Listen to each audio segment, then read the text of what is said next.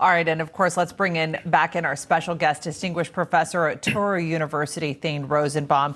Thane, we continue to see the Biden administration's border policies litigated, but also Texas Governor Greg Abbott. He has been under fire for his buoy plan to block migrants. And again, some people arguing that that's not humane because of the barbed wire and such.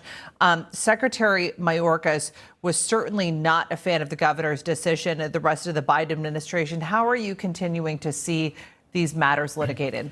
Well, excuse me, it's interesting. First of all, a company that rents sailboats and kayaks and canoes has brought a civil suit against Texas for this essentially barbed wire buoys.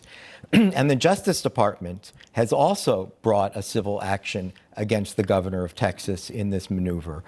You know, the Rio Grande is 1,300 miles, right? That border. And so I don't know how much along the border they're trying to do the buoys, but I will tell you this. They're relying on a Texas disaster statute, which is usually used in cases of disaster relief like floodings and tornadoes. So one legal issue is this like a flooding and tornado? It's clearly an emergency situation. The federal government's position is we control the waterways, right? This is not land that's taken away from a Texan. This is the waterways of the border.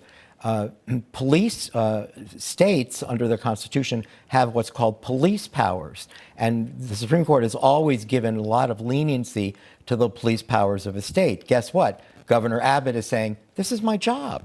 My job is to police and make sure that the people of Texas are safe, and you're standing in the way of getting my job. Two quick things. Remember, Title 42 expired, right? Right. So now we lost another tool to police the border.